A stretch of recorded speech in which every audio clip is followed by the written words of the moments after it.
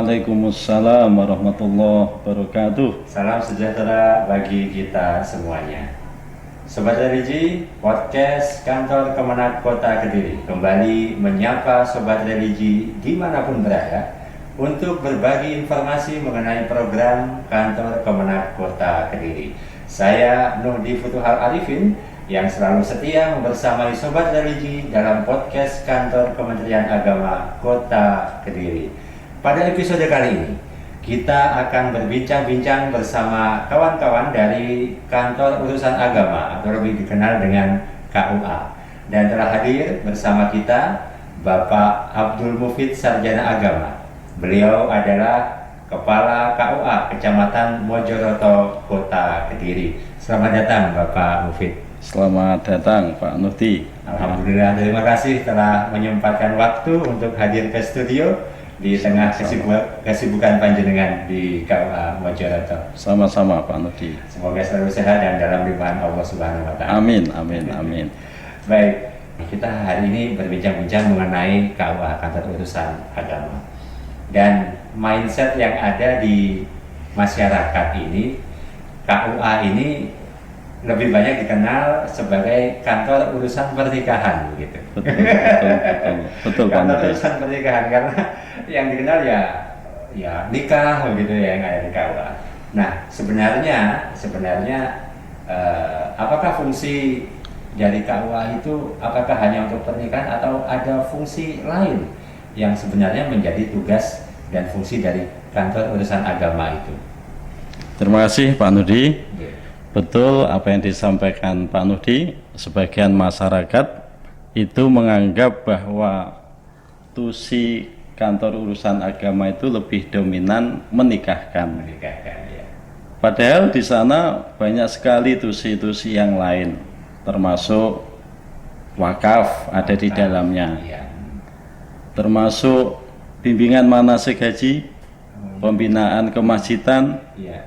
BP4, Badan Penasihatan Pembinaan Pelestarian Perkawinan.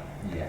Jadi masyarakat yang ingin konsultasi terkait keluarga, terkait pernikahan, itu bisa langsung ke kantor KUA untuk sharing terkait keluarga. Ya. Dan masih banyak lagi Mas Nudi tusi KUA di samping yang saya sampaikan tadi. Ya. Jadi sebenarnya banyak fungsi dari KUA yang bisa dimanfaatkan oleh masyarakat ya selain pernikahan. Tentunya selain pernikahan itu sendiri. Iya. Baik, berbicara mengenai pernikahan yang menjadi terus salah satu tusi dari KUA ini, sebenarnya apa sih arti dari nikah atau pernikahan itu sendiri? Iya. Secara syar'i, secara agama, bahwa nikah itu adalah suatu akad atau perjanjian Ya. yang menghalalkan antara laki-laki dan perempuan untuk untuk menjadi satu ikatan kekeluargaan. Ya. Jadi suatu akad atau perjanjian yang menghalalkan antara laki-laki dan perempuan yang bukan muhrim, yang bukan mahram, untuk menjadi satu ikatan kekeluargakan. Itu makna dari pernikahan. Makna dari sebuah pernikahan seperti itu. Dan tentunya sebuah aktivitas menikah itu kan ada tujuannya. Betul. Nah, tentunya jika tujuannya benar, maka ya akan terbentuk menjadi sebuah keluarga yang bagus juga. Tapi kalau mungkin tujuannya ada tendensi lain, Iya. mungkin juga. Nah, sebenarnya apakah tujuan dari menikah? Tujuan pernikahan tidak lain diantaranya adalah untuk beribadah kepada Allah. Maka niat utama nikah tidak lain adalah nawaitu ibadah kepada Allah. Saya setiap melaksanakan pencatatan nikah selalu menyelipkan kepada calon mempelai, Mbak manten, Mas manten, sebelum akad nikah niatkan dalam hati, ya Allah, niat ingsun nindakaken akad nikah punika estu kula niataken ibadah dan saya niatkan untuk melakukan sunnah Rasulillah.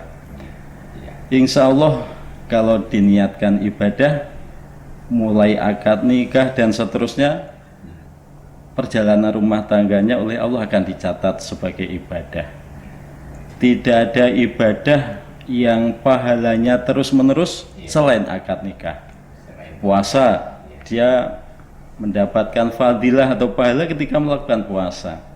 Haji juga begitu, sedekah juga begitu. Tetapi kalau nikah, sejak akad nikah, kalau niatnya ibadah, niatnya karena Allah, mulai akad nikah dan seterusnya, insya Allah oleh Allah akan dicatat sebagai ibadah. Maka tujuan nikah tidak lain, yang pertama adalah ibadah. Yang kedua, tujuan nikah melaksanakan salah satu sunnah Rasulullah. Nabi bersabda, man nakahalillah an nikahu sunnati faman raghiba an sunnati falaisa minni. Karena ini merupakan sunnah Rasul, maka niatnya tidak lain adalah juga melaksanakan salah satu sunnah Rasulullah. Yang ketiga, tujuan nikah adalah untuk menghasilkan dzurriyyah, keturunan yang sholih sholihah. Kalau nikahnya benar-benar karena Allah, diniatkan ibadah dan melaksanakan sunnah Rasulullah, dan selalu menjaga hak maupun kewajibannya masing-masing, dan keluarga itu selalu dibarengi nilai-nilai keagamaan dalam rumah tangganya, insya Allah akan menghasilkan, diberikan Allah dzurriyyah yang sholih sholihah. Dan tujuannya tidak lain tadi, ibadah, melaksanakan sunnah Rasulullah untuk menghasilkan dzurriyyah, keturunan yang sholih sholihah.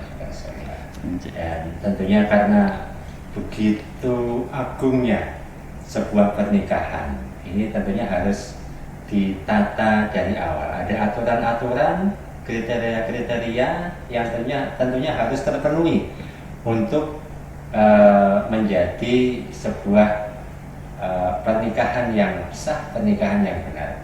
Nah, tentu ada rukun-rukunnya, ada syarat-syaratnya yang perlu diketahui sehingga pernikahan ini betul-betul menjadi sebuah pernikahan yang benar. Nah, mungkin untuk informasi bagi kawan-kawan, apa saja sih rukun-rukun nikah yang harus dipenuhi bagi calon mempelai yang akan melakukan akad nikah ini? Ya. Rukun nikah yang pertama adalah calon suami, yang kedua adanya calon istri, yang ketiga adanya wali nikah, yang ketiga adanya ijab dan qabul, dan yang kelima adanya dua saksi. Baik. Yang pertama adanya calon suami dan istri. Adanya suami dan istri. Iya, ini banyak pertanyaan Pak Nudi. Pak Mufid, bagaimana hukumnya pernikahan secara melalui tidak langsung itu? Melalui conference atau secara daring? Iya, secara daring. Video call. Maka saya jawab tidak sah karena regulasinya belum mengatur ke sana. Kalau ada uzur, alasan syar'i tidak bisa hadir dalam akad nikah, bisa diwakilkan. Saya pernah Pak Nudi, calon mempelai laki-lakinya diterima di Pertamina, ditugaskan di daerah terpencil di dalam hutan, dan tidak bisa izin untuk melaksanakan akad nikah. Keluarga meyakini hari baiknya adalah hari itu, maka si mempelai putra calon mempelai laki-laki bisa mewakilkan ke saudara atau kerabatnya. Jadi ketika akad nikah, jawabannya pun juga gitu. Kebetulan yang mewakili adalah pamannya. Ketika saya nikahkan, ya jawabannya, saya mewakili keponakan saya yang bernama Ahmad Hanafi untuk menerima pernikahan saudari Marfu'ah binti Muhammad Hasan dengan mas kawin tersebut dibayar tunai.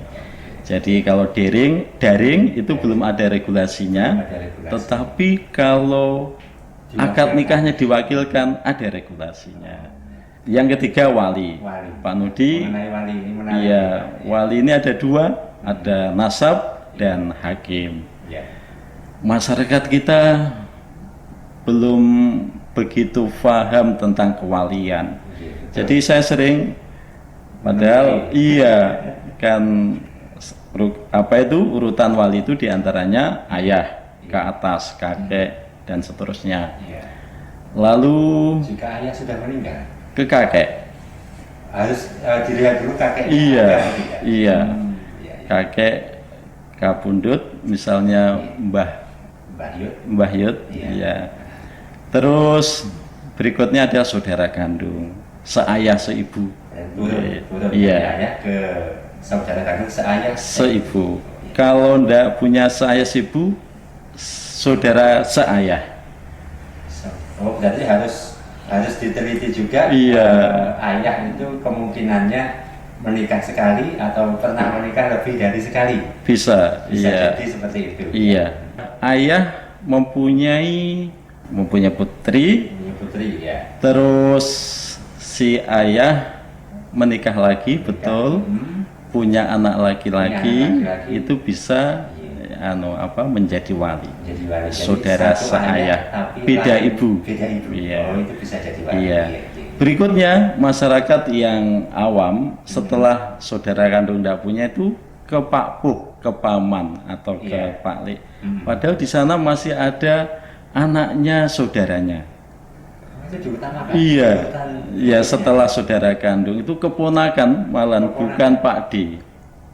Iya, Iya, keponakan anak dulu. laki-laki dari Saudara. saudara laki-laki seayah seibu.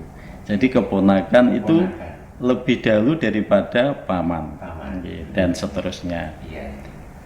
Terus yang keempat wali, ijab dan qabul. Nah, ijab dan qabul ini Pak Nudi, kebanyakan masyarakat itu memahami bahwa akad nikah itu adalah tugasnya Pak Penghulu. Oh iya.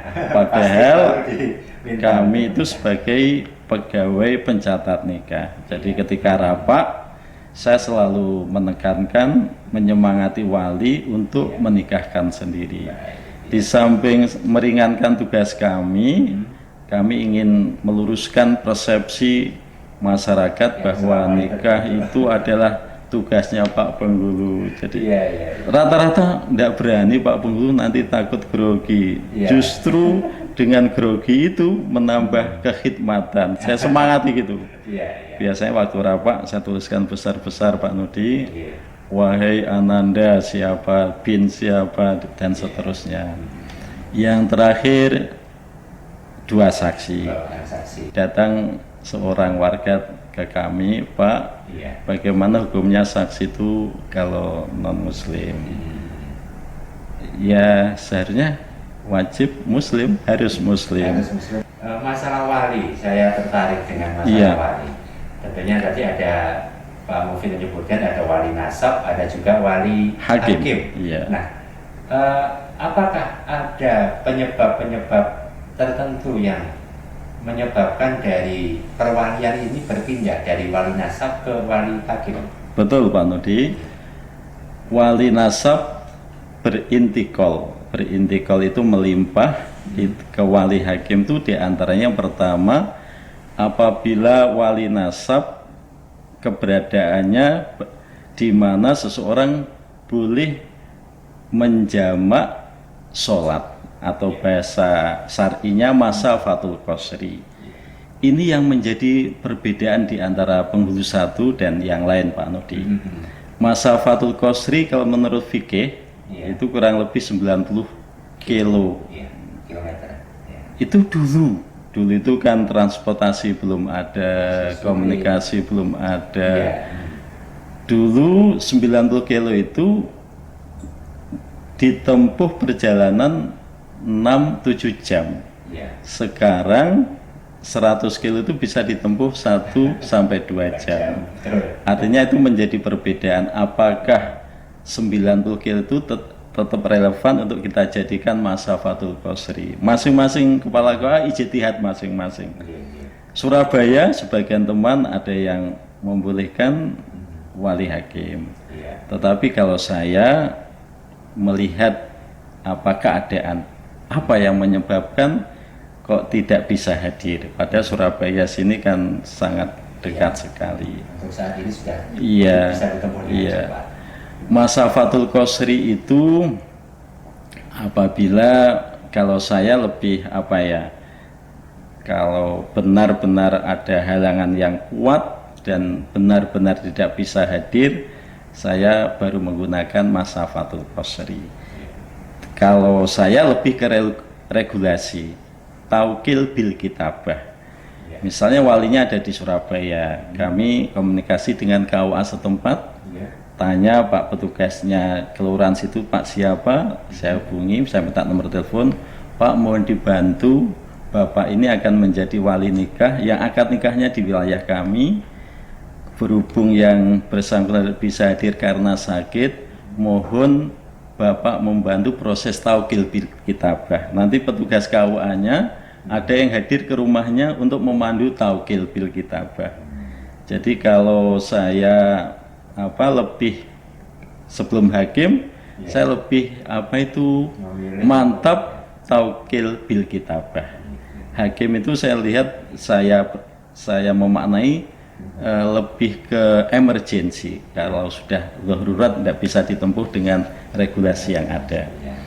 Yang kedua, apabila walinya non muslim. Oh iya, beda keyakinan. Iya, non muslim ini Pak Nudi, kalau ayah non muslim, kakek muslim, berarti yang menjadi wali adalah tetap kakek. Tetapi kalau saudaranya semua nasabnya non muslim, baru intikal ke hakim. Yang ketiga, apabila walinya andol, Pak Nudi. Andol itu tidak mau, enggan, menolak untuk menjadi wali. Banyak Pak Nudi sekarang alasannya bermacam-macam. Karena kultur, karena kalau orang Jawa klenik, saya tidak berani maleni, takut nanti kalah itu dalam arti meninggal. Karena hitungan kliniknya tidak sesuai. Iya. Yang keempat apa Pak Nudi? Walinya tagoyur. Tagoyur itu ada gangguan kejiwaan. Iya. Ya. Terus diantaranya itu Pak Nudi sebab-sebab intikalnya ke hakim.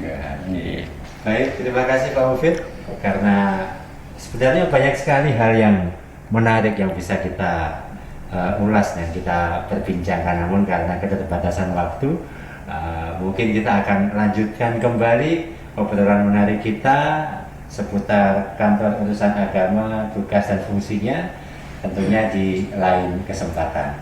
Baik, sahabat religi, tunggu kehadiran kita berikutnya.